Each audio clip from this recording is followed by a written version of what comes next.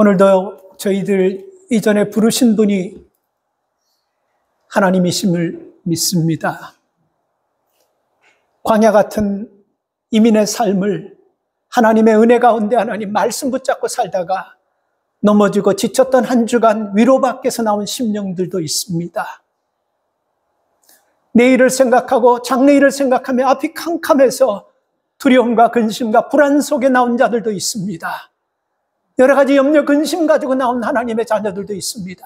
하나님, 오늘 우리 모든 형편과 처지를 아시는 하나님께서 말씀이 육신이 되어 우리 가운데 거하심에 하나님을 볼 것이라는 그 은혜의 말씀을 통해서 위로와 회복과 소망이 되는 예배가 되게 하여 주시옵소서. 예배 가운데 하나님의 신이 함께하여 주실 줄 믿고 전하는 자나 듣는 자가 성령으로 하나 되게 하여 주실 길을 간절히 바라오면서 예수님의 이름으로 기도 올리옵나이다. 아멘. 글쎄요, 한 15년 전 교회에서 있었던 일인데 기억하는 분들도 아마 계실 거예요. 처음 여러분들에게 그 말씀을 좀 나누는 것 같아요. 교회 와서 제가 두 번째 권사 취임 이렇게 놓고 준비하고 있는 상황이었는데 한 4개월 정도 성경 공부하고 그리고 여러 가지 훈련하면서 그렇게 했어요. 그런데 한 2주 정도 남겨놓고 한 분이 저기 좀 할 말이 있다 그래서 찾아왔어요. 그래서 무슨 말입니까? 하니까 목사님 도저히 권사 못 받겠어요. 그래요? 그래서 왜 그러냐고 하니까 개인의 뭐 이렇게 사정 이런 얘기를 쭉 대요. 그래서 아니 지금 4개월 동안 훈련받고 성경 공부하고 교육받고 나는 노예 가가지고 노예 임원들과 함께 예배 순서 짜고 인쇄소에 가서 순서지 다 맡기고 권사 패를 만드는 데서 다 주문해 놓고 다 이제 했는데 지금 와서 이렇게 하면 어떻게 합니까? 하면서 처음에는 나무랬습니다, 조금요. 근데 그분이 너무 그렇게 강력하게 얘기하길래 그래서 그랬어요. 한 번만 더 기도해 보시고 결정하십시오. 그러면 그 얘기에 제가 그냥 따르겠습니다. 그래서 제 마음에는 이분은 이번에 못 받으시겠구나 생각하고 마음에 치웠어요. 근데 저녁에 전화가 왔는데 목사님 다시 받을게요. 괜찮습니까? 그래서 마음이 제가 편하지 않았는데 네, 그래도 받으시는 게 좋아요. 그렇게 해서 받으신다고 이제 얘기가 됐습니다. 참 마음이 그분 놓고 계속해서 임직자들 놓고 기도하는데 이상하게 불안하고 불편해요. 그래도 이게 자꾸 불안한 마음, 좋지 않은 마음, 이게 사탄이 주는 마음이다라고 생각하면서 하나님, 오히려 이렇게 어려운 가운데서 이 과정을 거치고 직분을 받으면 더 귀하게 더 잘 감당하게 하시려고 이 과정을 거치는 겁니다. 좋게 생각했어요. 그런데 한 주간 딱 남겨놓고 토요일날 새벽기도 끝났는데 또 저한테 울면서 목사님 아무리 생각해도 못 받을 것 같아요. 안 받는 게 좋을 것 같아요. 그래서 제가 여러분 그때 내가 이걸 어떻게 해야 되나, 이게 어떻게 감당해야 되나. 왜냐하면 인쇄소에다가 다시 또 이거 빼주세요. 그럴 수도 없고 이 펜은 벌써 만들어졌어요. 그리고 인쇄소에 갖다 놨기 때문에 인쇄소가 다 됐기 때문에 또 거기 이름을 뺐다 넣었다 할 수도 없는 거예요. 참 고민을 많이 했어요. 그래서 조금 강하게 권면했는데 굳이 안 받겠다고 그래요. 그래서 이게 하나님의 뜻이다라고 생각해서 완전히 이제는 혹시 분이 또 바뀐다 할지라도 이제는 내가 거부해야 되겠다 딱 생각하고 마음에 굳은 결심을 하고 진행을 하는데 전화해가지고 인쇄소에다가 전화해서 우리가 교회에서 낼 테니까 바꿔주십시오. 그리고 펜은 먼저 만들어져 버렸어요. 그래서 교회가 다 내고 나중에 어디다 치우든지 하면 되겠다 생각하고 있는데 전화가 또 온 거야. 하겠다고. 그래서 제가 그때요, 야, 내가 변하긴 변했구나 하는 생각이 들더라고요. 이게 열렸다 닫혔다 막 하는 가운데서 이게 보통 사람 같으면 이거 못 참걸랑요. 그 내가 인쇄소에 전화하니까 그분이 그래요. 아니, 이런 일도 있어요. 한 주간 남겨놓고. 그래서 목사님 얼마나 힘들겠어요. 그래서 내가, 네, 제가 이렇게 힘들게 목회합니다. 그리고 나서 했는데, 하겠다라고 그 전화 왔을 때 진짜 마음이 불쾌했지만, 하지 마세요. 딱 그렇게 했으면요. 이분 시험 들어가지고 또 더 어려워질 것 같아서, 네, 이제는 받는 걸로 하겠습니다 하고 참 마음이 안 좋았지만 그분이 결국 권사 받았어요. 그리고 가족들이 다 한국에 이렇게 나가셔가지고 나갔기 때문에 한 10여 년이 넘었으니까 제가 이제 15년 정도 돼가요. 그러니까 제가 이렇게 얘기하는 거지. 저 그때 속이 어떻겠습니까, 제가. 어? 예, 제가 이렇게 어렵게 힘든 분들하고 목회해요. 그러니까 여러분들이 저를 아시는 분들은 저를 긍휼히 여기시고 많이 기도해 주시기 바랍니다. 오늘 본문이 여러분 그런 내용이에요. 28절, 29절에 보면요. 한 아버지에게 두 아들이 있는데 한 아버지가 맏아들에게 포도원에 가서 일하라 이렇게 얘기합니다. 그때 맏아들이 바로 네 가겠습니다라고 얘기합니다. 이 한마디는요. 네 가겠습니다는 그 말에는 아버지에 대한 존경과 순종과 그런 모든 것들이 다 들어있어요. 그런데 문제가 뭡니까? 그렇게 해놓고 안 갔다라는 겁니다. 그렇게 해놓고 가지 않았어요. 아니 간다고 해놓고 마치 여러분 권사 임직 받겠다 해놓고 한 주 남겨놓고 두 주 남겨놓고 받겠다 안 받겠다 계속 하는 것처럼 분명히 가겠다 해놓고 안 가겠다 하는 거예요. 이렇게 하면 어떻게 되는 것입니까?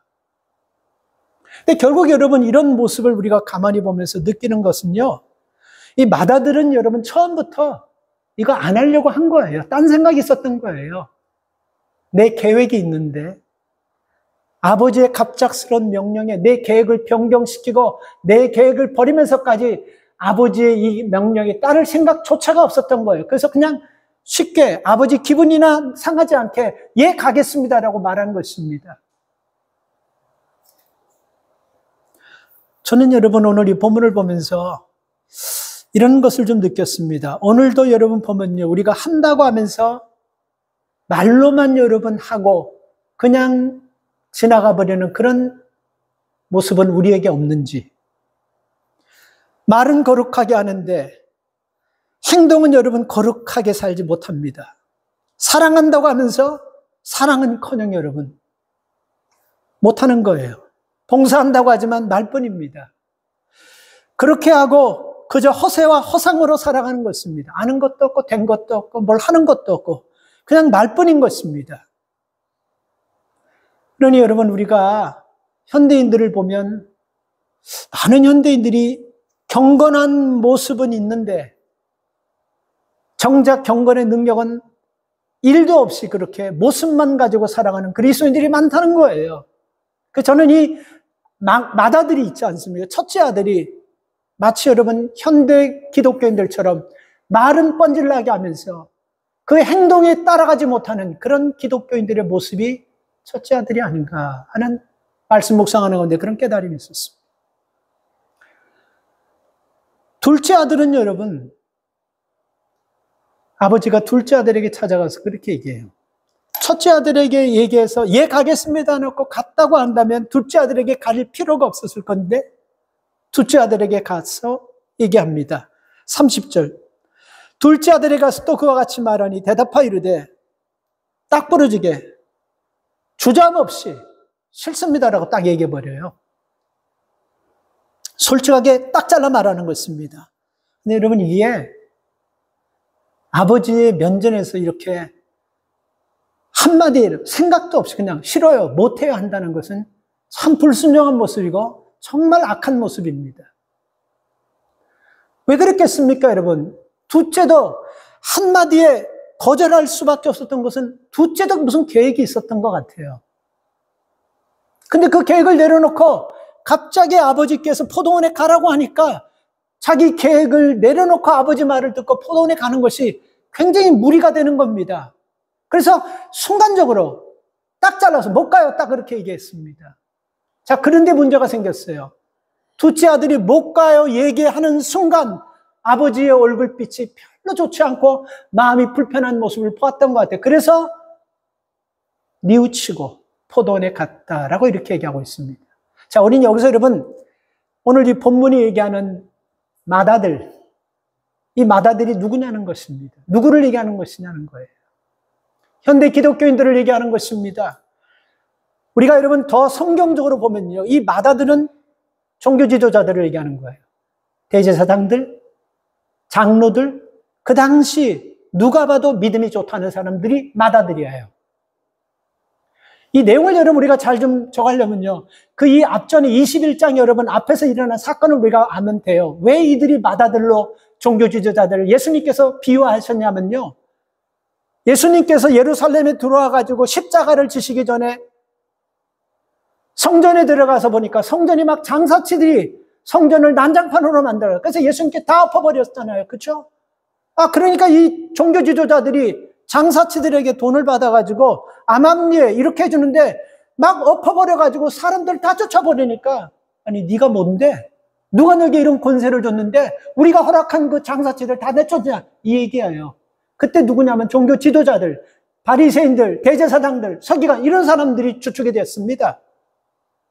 그래서 맏아들은요, 그들을 얘기하는 거예요. 둘째 아들은 누구냐면요, 오늘 예수님께서 말씀하시고 계세요. 둘째 아들의 편이 누구냐면요, 세리들과 창녀들. 우리가 여러분 세리에 대해서 여러 번 말을 들었습니다. 창녀들은 여러분 말할 것도 없죠. 그 당시 가장 유대 사회에서 가장 불행한 사람들이고 가장 죄인이고 가장 격리시켜야 되고 가장 멀리해야 될 사람은 크게 보면 여러분 살인죄를 저지른 사람하고 창녀들하고 세리입니다. 사람 취급에 들어가지 않았어요. 이게 둘째 아들의 모습이에요. 이들은 처음부터 하나님 말씀을 받아들일 마음이 없는 사람들입니다. 구원받을 확률은 0%입니다. 그런데 세례 요한이, 오늘 예수님께서 말씀하시잖아요. 세례 요한이 말씀을 전하는데 말씀을 듣고 변화되고 깨우칠 것으로 생각했던 종교 지도자들은 다 탈락되고 전혀 말씀을 듣지 않고 지옥 갈 것 같고 정말 하나님 받아들이려고 하는 확률은 0% 되는 세리들과 창녀들이 그 말씀을 받고 예수님을 영접했다라는 것입니다. 그러니까 우리가 볼 때는 여러분 싫어요, 못해요, 대반에 딱 얘기했지만요, 그들이 나중에 뉘우치고 깨달았다. 여기서 여러분 오늘 이 성경 본문을 보면요, 두 번 뉘우친다는 말씀이 나옵니다. 30절과 32절에 보면 뉘우치다, 메타노이아라는 뜻이에요. 원뜻은 메타노이아, 회개한다, 생각을 바꾼다, 마음. 30절의 말씀에 뉘우치다는 말씀이 있잖아요. 32절에도 있어요. 그러니까 여러분 둘째 아들이 마음을 바꾼 이유는요, 내 의견을 분명히 필요하겠지만 근데 내 의견을 듣고 아버지의 그 모습을 보니까 썩 좋지 않는 거예요. 아버지가 안 돼 보이는 거예요. 그래서 바꾸는 거예요. 그건 메타노이아예요. 우리가 이런 믿음의 삶을 살아가면서 우리가 정상적인 신앙인의 삶을 살고 우리의 믿음의 성장을 원하고 지금 삶보다 더 나은 신앙을 원한다면요, 우리에게도 메타노이아, 삶의 변화가 있어야 돼. 뉘우침이 있어야 되는 겁니다. 설교를 들을 때, 말씀을 들을 때 뉘우침이 있어야 되는 거예요. 이건 모두가 다 우리가 죄인이기 때문이가 아니에요. 전하는 사람도 듣는 모든 사람도 뉘우침이 있어야 돼요. 하나님 말씀 앞에서는 적어도 여러분. 문제는요, 믿음이 좋다고 하는 사람은 전혀 뉘우침이 없는 거예요. 내가 믿음이 좋은데 뭘 또 뉘우칠 게 있어. 이게 종교 지도자들은 첫째 아들을 얘기하는 거예요. 그래서 우리가 생각지도 않은 사람들, 저 사람들은 아마 말씀을 들어도 깨닫지도 못하고 뉘우치지도 않고 저 사람들은 그냥 마이웨이로 그냥 저 사람들이 저렇게 살 거야, 지저분하게 더럽게. 근데 그 사람들이 뉘우쳐버리더라는 것입니다. 그래서 예수님께서 이렇게 말씀하는 거예요. 이 둘 중에 누가 아버지의 뜻대로 하였느냐, 예수님께서 물어보시는 거예요. 그래서 저들도 여러분 이 대답을 정확하게 알고 둘째입니다 라고 이렇게 얘기합니다. 첫째는 여러분 아버지를 속이는 거예요. 그냥 그 앞에서만 내하고 삶은 옛날 삶 그대로 자기가 좋아하는 대로, 자기가 생각나는 대로, 자기가 편한 대로, 자기 주장대로 그렇게 여러분 예수 믿으면서 살아가는데 이게 제일 좋은 믿음이라고 착각하는 거예요. 그대로 그 길을 가는 거예요. 그러니까 아버지를 속이는 거예요.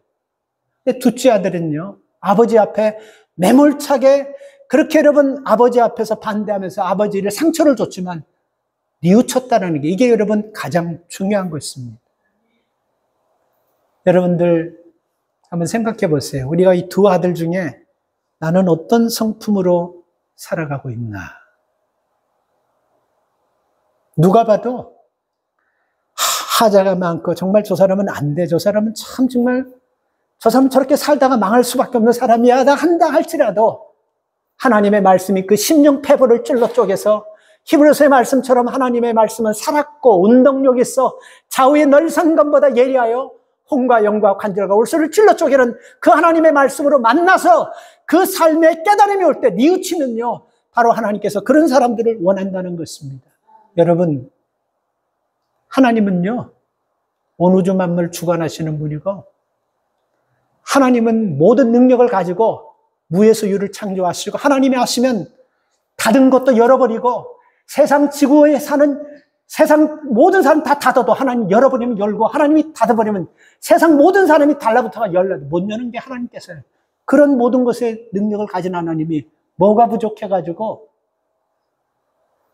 교만한 사람들, 하나님 말씀대로 살지 않는 사람들, 뭐가 부족해서 그런 사람들에게 목 놓아놓고 그런 사람들에게 축복하시고 그런 사람들을 돌아오기를 기다리겠습니까? 겸손하고 하나님 말씀을 듣고 처음에는 안 따랐지만 그 말씀에 순종하면서 믿음으로 살려고 하는 그런 사람에게 하나님께서 복을 주시고 그런 사람을 찾으시지 뭐 하려고 하나님 말씀을 따르지 않고 아버지를 속이듯이 큰아들처럼 사는 그 사람들을 하나님께서 기다릴 이유가 뭐가 있겠어요? 그렇죠?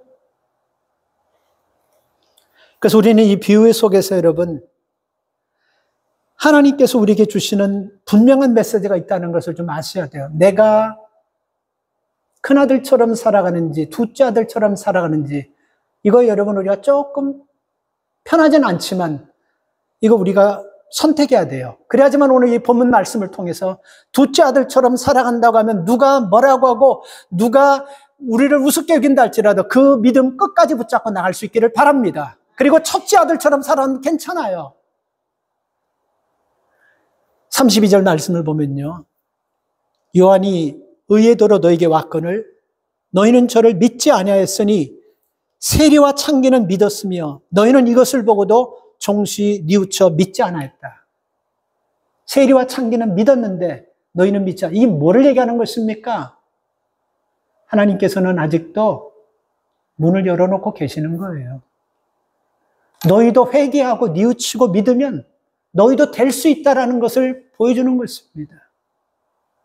오늘 우리의 삶 가운데서 둘째 아들과 첫째 아들의 여러분 차이는요, 우리가 볼 때는 큰 차이가 아닌 것 같지만 하나님께서 보실 때는 하늘과 땅 차이 나는 엄청난 차이라는 것을 여러분 우리가 아셔야 돼요. 그래서 여러분 예수님께서 그 큰아들, 맏아들에게 하시는 말씀이 아주 강력한 말씀입니다. 무슨 말씀입니까? 우리가 딱 한 절을 보면 여러분 이 말씀이에요. 세리와 창기가 너희보다 먼저 천국에 들어갈 것이다. 이거 여러분 그 당시 가장 종교적으로 높고 존경받고 높다고 하는 그 사람에게 이런 얘기하고 살아남을 수 있는 사람은 없어요. 근데 예수님께서는 목숨 내걸고 당당하게 정면으로 그들에게 그 얘기를 한 것입니다. 왜 이렇게 말하는 것입니까? 왜 이렇게 너희들은 창녀보다도 세리보다도 못할 것이다. 왜 이렇게 얘기하는 것입니까? 뉘우침이 없는 거예요. 항상 위선적이고 교만하고 거만하고 권위적이고 우월의식으로 꽉 차 있기 때문에 하나님께서 예수님께서 이렇게 강력하게 말씀하는 겁니다. 그러니까 여러분 우리가 한번 생각해 보세요. 만약에 여러분들 중에 여러분들에게 누가 아니 어떻게 예수 믿으면서 그런 식으로 예수 믿어요. 당신은 예수 믿지 못한 안 믿는 사람보다 더 못한 사람이에요. 당신 보면 정말 예수님이 안 계신 것 같아. 이런 소리를 들으면 여러분 어떻습니까? 하거나 말거나 그냥 뭐 내 뜻대로. 이게 여러분 믿음이 있는 사람이라면 충격받아야 돼요. 만약에 누군가 와서 아니 목사님 어떻게 그렇게 살아요? 목사님 어떻게 그렇게 믿음 생활해요? 목사님 어떻게 그렇게 말해요? 그리고 목사님 어떻게 그렇게 이런 나쁜 짓을 저질렀어요?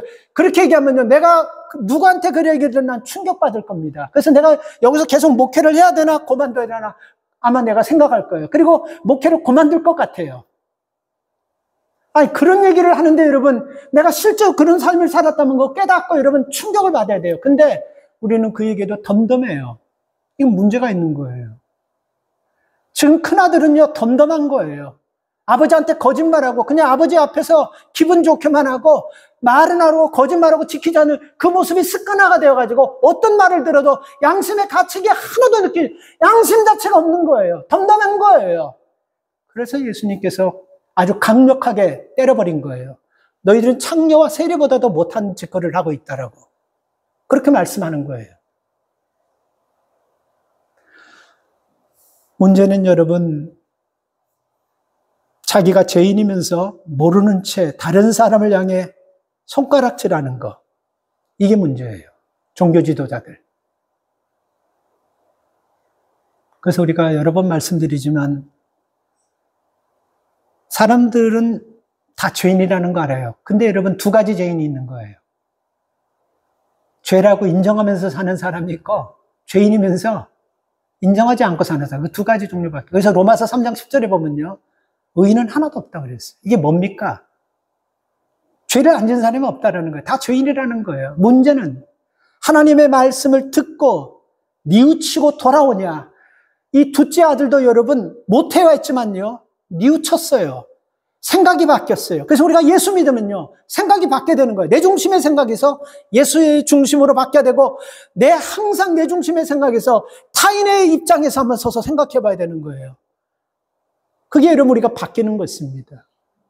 우리 삶 가운데서 이런 바뀜의 역사가 일어나고 바뀜의 변화가 일어난다는 것이 우리가 믿음 안에서 지금 살아있다는 증거고 신앙 안에서 성장하고 있다는 증거입니다. 우리에게 주는 메시지 첫 번째입니다. 우리가 생각할 때 이들은 안 되겠지 생각했는데 안 된다고 하는 그들이 천국 같고, 이들은 누가 봐도 되겠지 않은 사람들이 예수님께서 강하게 정죄했다는 것을 우리에게 하시는 메시지로 잘 들을 수 있기를 바랍니다. 물론 여러분 이거 저에게 하시는 말씀 제가 받아들여요. 제가 아까도 말씀드렸지만 만약에 내게 여러분 그런 얘기를 하면요, 난 굉장히 충격받을 것 같아요. 오늘 우리에게도 어떻게 믿음의 사람들이 그렇게 살 수 있습니까? 그럴 때 여러분 우리에게도 그냥 흘려듣지 마시고 내가 믿음의 길을 가고 있다고 한다면 새겨 듣고 깨닫게 되기를 바랍니다. 이 포도는 여러분 어디를 상징하냐면요, 저는 교회를 상징한다고 생각해요. 교회라는 것은 여러분 예수님께서 십자가에 못 박혀 돌아가시고 피 흘리면서 피값으로 산 데가 교회입니다. 그래서 우리 교회를 통해서 예수님을 만나고 교회를 통해서 말씀을 듣고 교회를 통해서 우리는 성장하고 교회를 통해서 우리는 주님을 만나는 거예요. 그리고 인류 역사도 교회를 통해서 복음이 증거되고 교회를 통해서 하나님의 역사는 확장되는 것입니다. 그래서 여러분 왜 예수님께서 마다들에게 포도원에 들어가라고 했냐면요, 지금 시기는 여러분 굉장히 위급한 시기예요. 우리가 교회에 돌아와서 다시 하나님의 말씀으로 우리가 깨닫고 회개하고 다시 하나님의 말씀을 붙잡고 우리가 세상으로 나가야 되는 그런 위기 때이기 때문에 하나님 아버지께서 마다들에게 너 오늘 포도원에 들어가라고 그렇게 말씀한 겁니다. 마다들의 상황, 마다들의 환경 전혀 알지도 못하면서 그냥 무턱대고 너 오늘 포도원에 이렇게 말씀하시는 하나님이 아니라는 거예요. 하나님 우리 상황을 아세요. 우리 상황을 알아요. 여러분 그거 안 믿습니까? 하나님이 우리 마음 아세요. 끊어야 될 거를 끊지 못하고 질질 붙잡고 늘어지면서 놔줘야 되는데 놔주지 못하고 우리가 불안해하는 거, 이거 놓치면 끝나는 것 같은 그런 마음 다 아시고 포도원에 들어가고 말씀하는 거예요. 포도원에 들어가서 하나님께서 주신 사명을 감당할 때 여러분 우리가 생각했던 염려, 불안, 근심은 다 사라지는 거예요. 근데 여러분 우리는 포도원에 들어가라고 얘기하면 첫째 아들처럼 속이는 사람도 있고 두 번째 아들처럼 못 들어가겠습니다라고 얘기하는 사람이 있다라는 겁니다. 왜 못 들어갔냐면요. 아직도 할 일이 너무 많아요. 비즈니스 해야 되지. 가정도 관리해야 되지. 그리고 자녀들 시집장가 보내야 되지. 직장 다니면서 해야 되지. 돈은 없지. 아직도 사업 궁리해야 되지. 그래서 우리는 이렇게 포도원에 들어가라고 하면 둘째 아들처럼 못 가요 그러면서 이런저런 핑계를 대면서 maybe 내일이나 아니면 다음에 할게 우리 이렇게 이런 핑계 댈 때가 참 많습니다. 근데 성경은요. 너희는 인생을 알라고 얘기했습니다. 야고보서 4장 14절에서 너희 인생은 아침 안개와 같다 그랬어요. 잠깐 있다가 없어지는 안개라고 그랬습니다. 난 그 말을 이 말씀 묵상하는데 들어보니까요. 말씀 묵상 자꾸 묵상하니까 굉장히 무서운 말씀이에요. 잠깐 있다가 사라지는 아침 안개 같은 인생이 저와 여러분들의 인생이에요. 잘 생각해 보십시오. 대단한 것 같고 이것저것 많은 것 같지만 한번 잘 생각해 보세요. 왜 하나님께서 야고보서 4장 13절 너 인생은 아침에 잠깐 있다가 없어지는 안개 같은 것이라고 그냥 무의식적으로 한 것이 아닙니다. 그래서 우리가 살아가면서 우리가 어떻게 살아야 되는지 고민해야 됩니다. 우리가 무엇을 우선순위로 살아야 되는지 고민해야 돼요. 그래서 저는 답이 마태복음 6장 34절 말씀이라고 생각해요. 너희는 먼저 그의 나라와 그의 의를 구하라. 그리하면 이 모든 것을 너에게 더하시리라. 아침 안개 같은 인생이 이것도 하고 저것도 하고 마치 대단할 것 같은데 아침 안개같이 잠깐 있다가 사라지면 아무리 난리를 쳤다 할지라도 사라져버리면 잊혀지고 아무것도 아닌 것이 없어져 버리는 것입니다. 이런 짧은 인생, 이제 우리 인간적으로 보면요. 살 만큼 이제 후반가까지 올 만큼 다 왔어요. 이제 우리가 얼마나 살겠습니까? 지금은 우리가 하나님의 말씀 앞에서 깨닫고 회개하고 돌아왔어요. 하나님 말씀대로 정말 바르게 살다가 우리 후손들에게 축복의 통로를 만들어주고 우리가 이 땅을 떠날 때 하나님 앞에 서는 것, 그것이 우리의 복이 되어야 될 줄 믿습니다. 그렇기 때문에 포도원에 들어가서 일하라 할 때 첫째 아들처럼 거짓말하지 마시고 둘째 아들처럼 이 핑계 대지 마시고 그렇게 인생 길지 않다는 걸 다 아시고 이 포도원에서 열심히 일하면서 하나님이 주시는 복을 누리시기를 주의 이름으로 축원합니다. 믿음이 좋다는 것이 여러분 뭡니까? 우린 다 예수 믿으면서 원하는 것이 다 믿음 좋은 사람으로 살기를 원하는 거예요. 근데 여러분들이 생각하는 믿음이 좋은 것이 뭡니까? 다 우리는 다를 수가 있어요. 여러분 제가 말씀을 묵상하는 믿음이 좋다는 것이 뭘까 묵상하는 가운데 그 의미는 하나님 말씀을 따르는 사람이 믿음이 좋다고 저는 생각합니다. 말씀을 많이 알고 말씀을 많이 깨뜨리고 여기저기 들어서 하는 것이 그게 믿음이 좋은 것이 아니고 하나님의 말씀을 행하는 사람이 믿음이 좋다. 행한다는 것은 뭡니까? 따른다라는 것입니다. 따른다라는 거예요.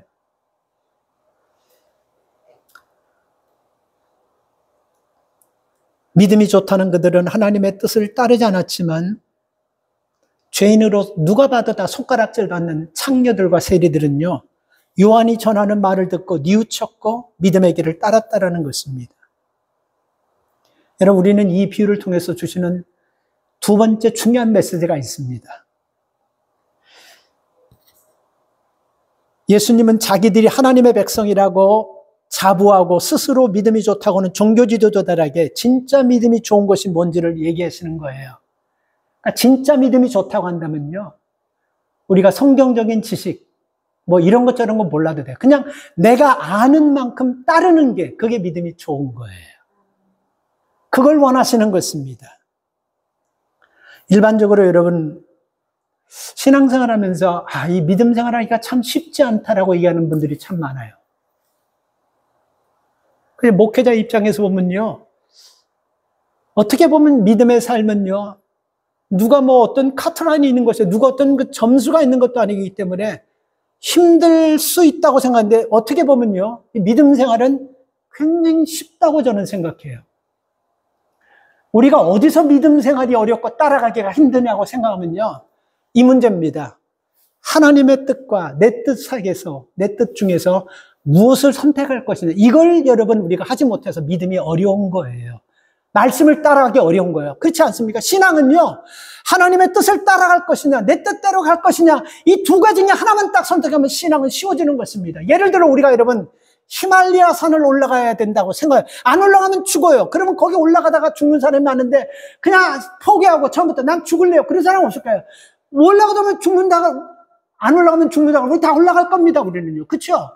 근데 히말라야 산을 올라갈 때 절대로 유아독존은 없어요.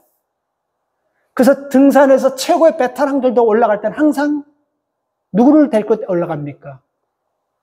거기 산에서 올라가는 여러분, 그 산에서 도움 주는 여러분, 그런 사람들이 있어요. 셀퍼라는 사람이죠. 그 원주민들, 그 사람들은 그 히말라야를 거기서 밥 먹고 목숨 걸고 왔다 갔다 하면서 수십 번 왔다 갔다 하는 사람이에요. 그래서 어디 가면 어떤 위험을 다 알고 있어요. 그래서 그런 사람들을 꼭 데리고 와요. 누구도 히말라야 산을 그냥 셀퍼 없이 올라간 사람은 지구상에 하나도 없습니다. 다 그들이 올라가요. 다 그들이 데리고 올라갑니다. 여러분, 우리가 한번 생각해 보세요. 우리가 히말라야 산을 가고 우리가 광야가를 길을 간다고 하는데 한 번도 가보지 않은 길을 덩그러니 나 혼자 간다. 우리는 못 가요. 그러나 여러분 그 길을 가면서 어디 가면 물도 있고 어디 가면 그늘도 있고 어디 가면 먹을 것도 있고 어디 가면 쉴 곳이 있다. 그 사람이 같이 가겠다는데 왜 안 가려고 합니까? 한번 생각해 보십시오. 신앙생활 이렇게 생각하면 돼요. 자꾸 내 생각을 따르려고 하는 것입니다. 하나님의 말씀을 따르기보다 예수 믿으면서도 내 뜻 우선이에요. 내 뜻이 먼저예요. 내 가정이 먼저예요. 항상 내 생각이 먼저예요. 이러니까 우리가 신앙생활 어려운 거예요. 하나님 따라가기가 어려운 것입니다. 그 신앙생활을 하기가 어려운 문제는 다른 데 있는 거 아니에요. 하나님의 뜻을 따를 것이냐인데 이 둘 중에 하나만 딱 결정해버리면 그 다음에는 문제는 저절로 돼버리는 거예요. 이 뜻을 따를 때 살 길이 있고 이 뜻을 따라야지만 갈 수 있다고 하는데도 굳이 여러분 내 생각대로 하면 그 사람 쫓아가는 사람은 어떻게 다 죽는 겁니다. 그래서 여러분들도 믿음생활 너무 어렵게 생각하지 마세요. 하나님을 따를 것이냐 내 생각을 따를 둘 중에 하나만 딱 결정하면요 만사천리 쉽게 되는 것이며 신앙생활처럼 쉬운 게 어디 있습니까? 이걸 못하는 거예요. 이걸 갈등하는 거예요. 내 뜻을 놓고 하나님의 뜻을 따르자 이런 손해 저런 손해 볼 거예요. 그러나 여러분 우리가 하나님의 뜻을 따를 때 손해보는 것이 아니고 하나님께서 여러분 생명의 길로 우리를 인도하시고 진리의 길로 인도하시고 믿음의 길로 인도하시는 거예요. 여러분이 중요합니다. 왜 우리가 예수님을 따라가야 됩니까? 성경은요 예수님만이 진리고 길이고 생명이라고 요한복음 14장에 말씀하고 있어요. 이 길 외에 숏컷도 있고 누구를 따라가면 갈 수 있어요. 이런 얘기 하나도 하지 않아요. 오직 내 길을 쫓는 자마다 아버지를 쫓는 자마다 오직 이 길이 진리고 이 길이 생명이에요. 이 길이 하나님의 길이라고 분명히 말씀하셨어요. 그렇게 우리가 예수님을 따르는 것입니다. 왜 우리가 예수님을 따릅니까? 그분을 통해서 우리가 구원받았잖아요. 우리가 우리 부모를 통해서 우리가 어떤 다른 사람을 통해서 그분을 통해서 구원받았습니다. 왜 우리가 그분을 따라야 됩니까? 잘 들으십시오. 우리 미래가 그분의 손에 있어요. 우리 미래가 손에 있습니다. 그래서 여러분 우리가 믿음의 삶을 살면서 하나님을 따라가는 사람이라고 한다면 내 주변에 믿음을 가지고 산다고 하면서 하나님의 길을 따르지 않는 사람에게 그렇게 살면 안 된다고 권면해 줘야 돼요. 그 길 가면 안 된다고 권면해 줘야 돼요. 그 길 가면 당신뿐만이 아니고 다른 사람까지 힘들게 한다고 권면해 줘야 돼요. 제가 몇 주 전에 말씀드렸죠. 우리가 신앙생활하면서 여러분 난 사람의 여러분 변질은 난 사람을 끝나는 것이 아니고 나를 보고 있는 사람도 다 변질시킬 수 있는 그런 사람이기 때문에 무서운 거예요. 왜 예수님께서 이 종교주자들을 가장 믿음이 좋고 가장 당시에 모든 사람이 인정받는 사람을 너희들은 창녀보다도 세리보다도 못한다고 정면에서 그들을 때려버렸겠습니까? 이거 쉽게 얘기하는 거 아니에요. 바로 그런 사고방식을 가지고 있기 때문에 그런 것입니다. 변질되면 자기만 변질되면 되는데 전부 다 사람들이 이 사람들을 따라가고 이 사람들의 생활이 가장 아름다울 거라고 생각하는 거예요. 그렇기 때문에 여러분 예수님께서 바로 그 사람 때문에 다른 사람까지 실족시키기 예수님이 강력하게 말씀한 것입니다. 오늘 여러분 우리의 삶의 미래는요 정해져 있지 않습니다. 절대로 정해지지 않아요. 그러나 하나님께서 우리 미래를 아세요. 그리고 우리 미래는요 하나님이 하실 몫이 있고 내가 할 몫이 있어요. 그냥 덩그러니 하나님께서 내가 이렇게 살아도 내 미래는 편안하게 행복하게 절대로 그렇지 않습니다. 바꿔서 세리처럼 창기처럼 미래가 전혀 없는 사람 같아도 말씀을 듣고 메타노니아, 회개하고 깨닫고 변화되면요, 그 사람 미래 바뀌어요. 어떤 미래도 여러분, 불행한 미래도 예수를 믿고 말씀을 따르면 바뀝니다. 이건 100%입니다. 그래서 신명기 11장에 보면요, 하나님께서 이스라엘 백성 너희가 택하라 그랬습니다. 뭐를 택하라는 겁니까? 이 백성이 이 말을 듣고 따를 것이냐, 따르지 않을까 택하라는 거예요. 그게 무슨 뜻이냐면요, 그 말씀을 어떤 걸로 택하냐에 따라 쉽게 갈 수 있고 불행하게 고통스럽게 갈 수 있는 거예요. 그래서 따르라는 것입니다. 자, 여러분, 오늘 저는 이 말씀을 보면서 종교 지도자들에게 얘기했기 때문에 먼저 저에게 가장 강한 말씀으로 와닿았습니다. 이거 예수님께서 내가 주님 앞에 딱 섰을 때 포도원에 열심히 가서 포도원 일을 열심히 했다고 하는데 네가 도대체 한 것이 뭐냐 한번 얘기해 보라고 하면, 그래서 내가 교회를 산 것이 뭔가 생각하니까 이게 만만치 않다고 대답하기가, 그렇게 되면 나도 너보다도 세리나 창기가 훨씬 낫다라고 하지 않을까 하는 그런 위기감이 오더라고요. 여러분, 우리가 믿음 생활하는 이유가 뭡니까? 우리가 믿음 생활하는 이유가 뭐예요? 우리가 이 땅에서 그냥 편안하게 살고 그것 때문에 믿음 생활하면 믿음 생활 안 하는 게 나아요. 그게 아니잖아요. 우리가 이 땅에서 반드시 생명이 끝나는 날이 있을 때 이 땅에서 생명이 끝나는 걸로 끝나는 것이 아니라 우리가 하나님 나라에 간다는, 오늘 예수님께서 말씀하셨잖아요. 세리와 창기가 너희보다 먼저 하나님 나라야. 이 하나님 나라를 얘기하는 거 아니겠습니까? 이 하나님 나라에 가려고 우리가 이렇게 하는 거 아니겠어요? 그러면 여러분, 생각을 바꿔야 돼요. 우리가 여러분, 인간적으로 보면 창녀들, 세리들은 쉽게 얘기하면요, 여기서도 쓰이지 못하고 저기서도 쓰이지 못하는, 유리로 보면요, 거울로 보면 엉망진창이 다 깨진 인생들이에요. 그렇죠? 절대로 여러분 어디서든지 여러분 유익하게 쓸 수가 없는 그런 사람이에요. 어떤 사람이 독일에서 살다가 한국으로 이사 오면서 짐들을 다 갖고 갔는데, 그 독일에서도 장인이 만든 굉장히 비싸고 값진 거울을, 아주 그 디자인이 너무너무 아름다워가지고 그 쇼핑해가지고 거기서 이렇게 이삿짐선 대서에서 한국에 왔다 보니까 그 거울이 금이 쫙 가 있다라는 거예요. 굉장히 비싼 거울이. 근데 그 집 부잣집입니다. 근데 그 거울이 만만치 않은 거예요. 근데 그 거울 그렇게 비싸고 그 멀리서 그렇게 왔다 그래서 금이 쫙 간 거울을 벽에다 딱 붙이고 있겠어요? 아니게 빼는 거예요. 그건 거울은요, 유리는요, 금가고 깨어지면 그거는 뭐 이태리에서 만들고 또 누가 만들어도 그거는 아무짝에 쓸모없는 것입니다. 근데 문제는 창녀들이나 세례는 우리는 꺼진 개울처럼 여기도 쓸모없고 저기도 쓸모없다는 것을 알기 때문에 그들은 세례요한이 전한 말씀을 듣고 예수님이 오셨을 때는 예수님을 영접하게 된 것입니다. 근데 종교 지도자, 믿음이 좋다고 하는 사람들은요, 그 말씀을 예수님께서 오늘 본문에서 너희는 이 말을 듣지 않았다, 안 들었다라고 얘기하는 거지 않습니까? 안 들었다라고 얘기하잖아요. 안 듣는 것입니다. 말씀을 여러분 마칩니다.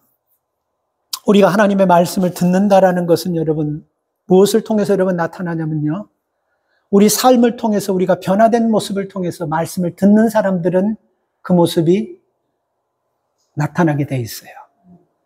복잡하게 생각할 것이 없습니다. 우리가 살아가면서 우리 주변에서, 우리 가정에서, 우리 모임에서 언제 문제가 생깁니까?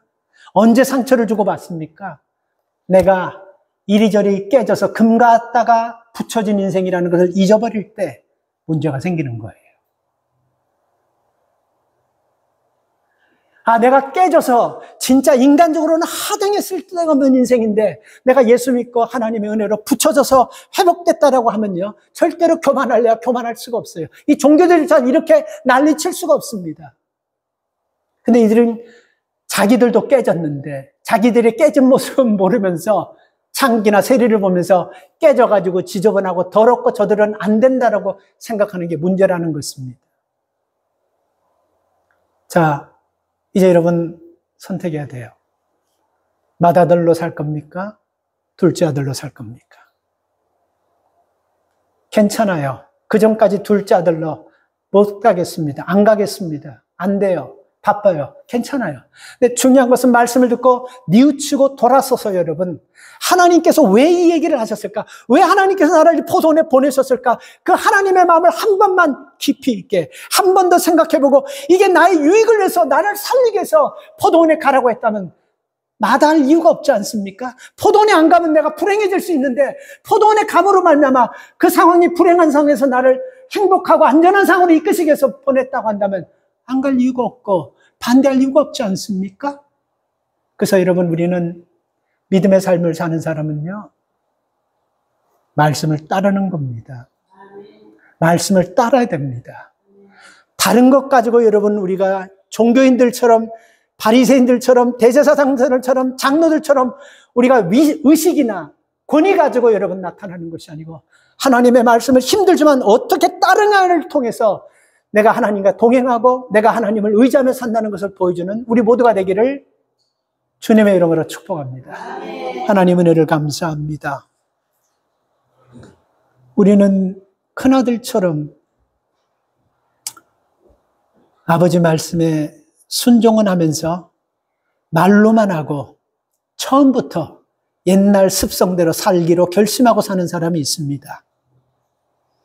그리고 하나님 말씀을 듣고 처음부터 하나님 반대했지만 그 말씀을 듣고 깨닫고 그 아버지께서 왜 내게 포도원에 가라고 하신 의미를 깨닫고 돌아서서 포도원으로 간 둘째 아들의 모습이 있습니다. 우리를 포도원에 보낸 것은 불행하게 만들고 힘들게 하고 어렵게 하기 위해서 포도원에 보낸 것이 아니라 살리시고 복을 주시고 회복하시기 위해서 포도원에 보내셨음을 믿고 그 포도원에서 주님을 의지하고 주님과 동행하는 삶을 살아가는 믿음의 종들이 되게 하여 주시옵소서. 감사드리며 예수님의 이름으로 기도 올리옵나이다. 아멘. 찬양합니다.